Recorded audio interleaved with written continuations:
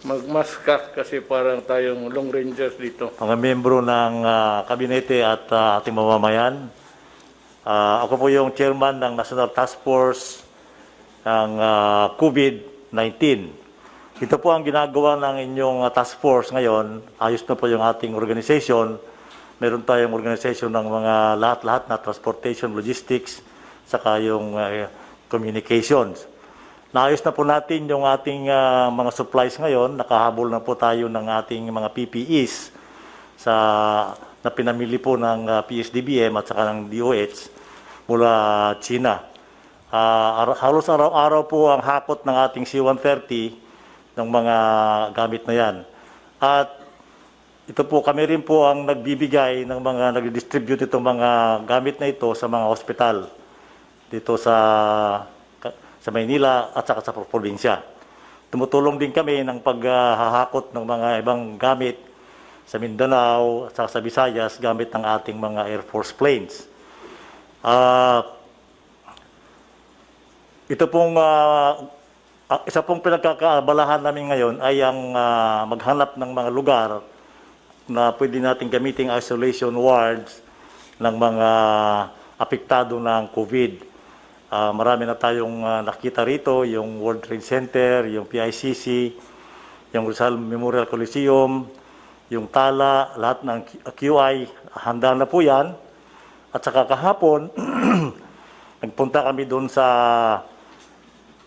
Philippine Arena ng INC ng Iglesia ni Cristo at kami nagpapasalamat kay kapatid Eduardo Manalo kasi inoffer niya yung kanilang facilities na kung magagawa natin yon ay 2,000 beds ang ating magagawa roon. So huwag po kayo mag-alala, kami po ay mayroon tayong mga tao na mamahala ng mga dapat gawin ng ating probinsya. Kami po taga-implement lahat ng mga gagawin sa lupa. So, huwag po kayo mag-alala at kami po nandoon ng araw-araw at 24 hours a day. Maraming salamat po.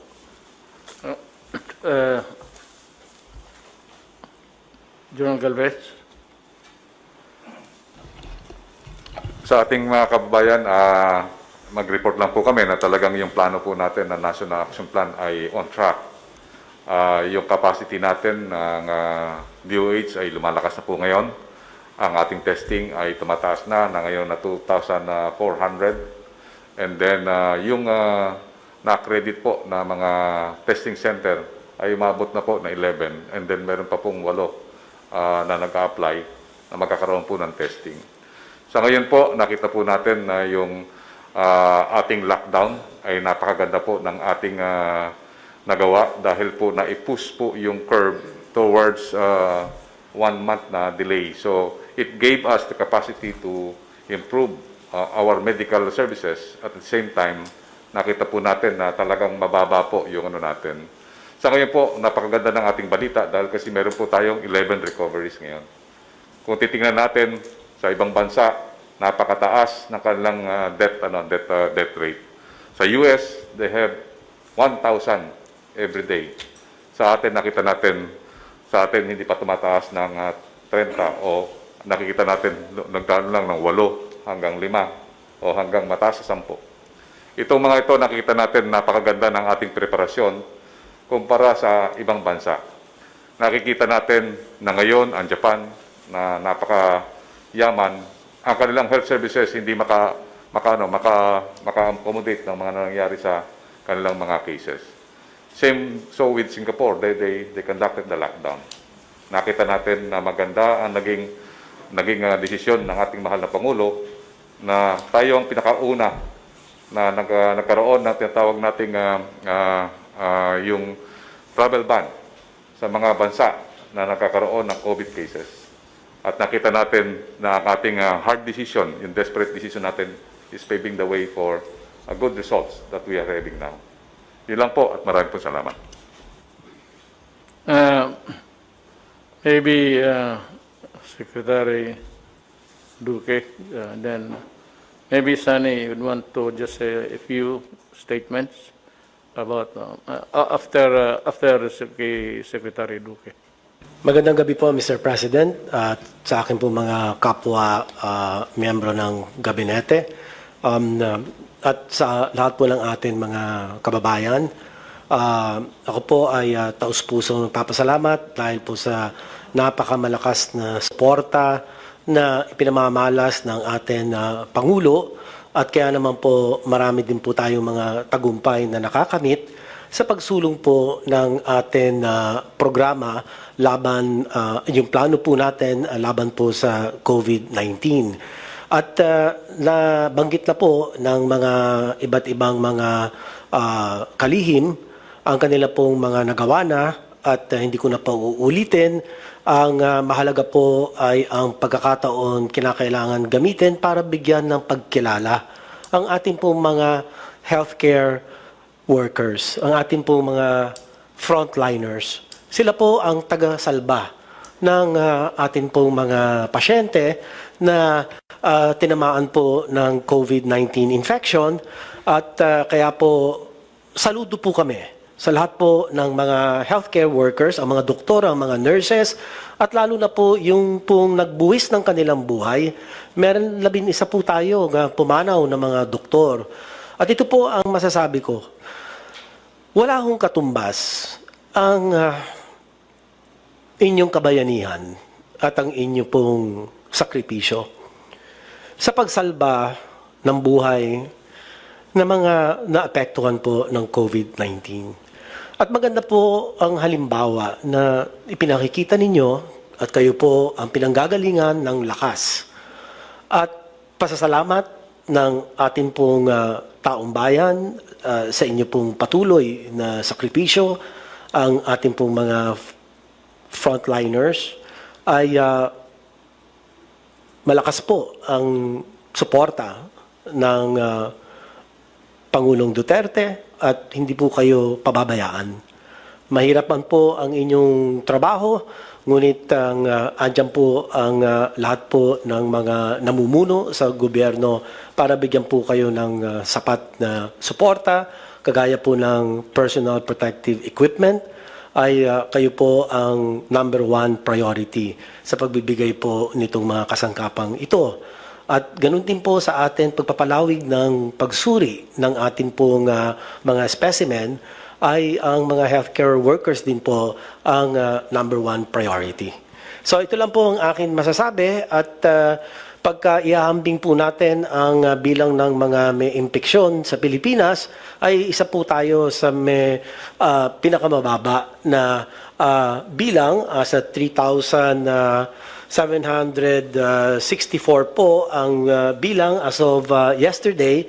At ang ito pong bilang na ito ay lumalabas, 2 ang total case per 1 million population. Isa po tayo sa pinakamababa. At kung ihahambing po natin ang mga mayayaman bansa, ay di hamak na malayo po ang atin ranggo. Kung titignan po natin, ayan po, malinaw naman po sa mga listahan na nakalagay po sa COVID World Tracker, ay isa po tayo sa may mababa na rate of infection. Kaya ito po ay nagsasalamin ng mga desisyon na ginawa po ng ating mahal na Pangulo, at dalawa po itong napakamalakas na desisyon. At kanya po talagang nakatulong po ito sa pagpigil ng pagkalat ng COVID sa Pilipinas. Ito po yung atin travel restriction, absolute travel restriction na ibinaba po ng ating Pangulo doon po sa mga manggagaling sa bansang China noong pong Pebrero. At pangalawa pong magandang at malakas na desisyon ng ating Pangulo ay ang pag-lockdown, yung ating pong enhanced community quarantine. So ito po ang dalawang kadahilanan, pangunahing kadahilanan kung bakit po ang bilang ng COVID infection sa Pilipinas, kung ihahambing sa ibang mga bansa, ay mababa po talaga. So ito lang po aking masasabi. Maraming salamat po sa suporta ng ating mahal na Pangulong Duterte. I'd like to call Secretary Dominguez of the Finance to, well, just say a few words. You have said a lot, but you might want to just give a statement to this meeting.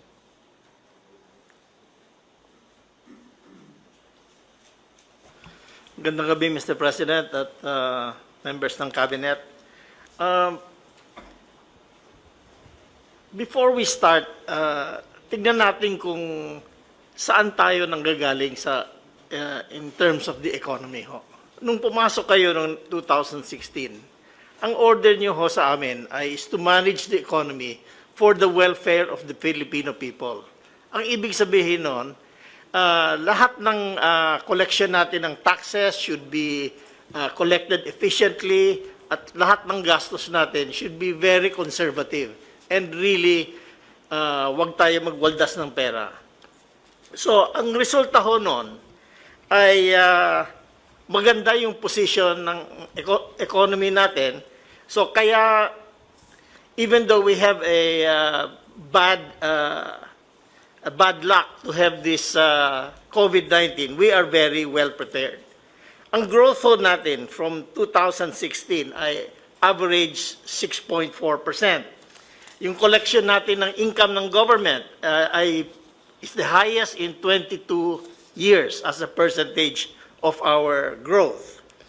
Ang utang ho natin has gone down to the lowest it has been in terms of percentage to GDP, and it's only now 41.5%. Dati ho, 70% of GDP yan. Ang inflation ho natin, bumaba na. So it's, last month it was 2.5%, and it is within our target of 2 to 4%. Ngayon, itong COVID-19 has hit us in a very hard way. Ang katotohanan lang, ang estimate natin, our GDP growth will be 0 or -1%. Ang temporary unemployment natin will be 1.2 million workers. Pero this is in comparison with the lowest unemployment rate ever achieved in the Philippines. For the economy so, tignan din natin yung budget deficit natin from 3.2%, lalaki ng 5.3%. In other words, we will be spending more than we will be collecting. But we are spending more in order to save the people and make sure that they have food on the table during this time. So, ang debt to GDP natin ho, tataas ng from 41%, siguro aabot ng 47%. Pero that is still very low in compared to our neighbors. May isang neighbor tayo na 80% of GDP ang utang nila. Ngayon, nagpapasalamat ho ako na the legislature gave you the power to reallocate the budget so that we can meet the new, how would you say, the new priorities now, which is the COVID. This is brought about by the COVID. So, the economic managers and the central bank have put together a fiscal and monetary actions of a value up to this date of 1.17 trillion pesos, or 5 to 6% of the GDP. We have a long breakdown of how we have this program, but mostly it was to provide subsidies for the low-income families and workers of the small and medium enterprises. We also spent a lot of money, about 600 million pesos for health care and COVID items. And the central bank has provided 830 billion pesos in liquidity for the economy.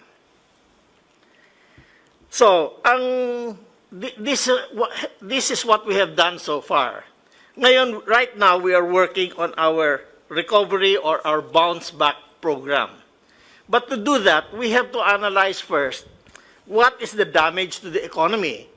So we have a survey, and we have already received 44,000 respondents, and we will analyze that para matignan natin kung saan ang malaking damage sa tourism, sa manufacturing, at saka anong mga companies na natamaan ng masama, either small and medium enterprises or yung mga big corporations.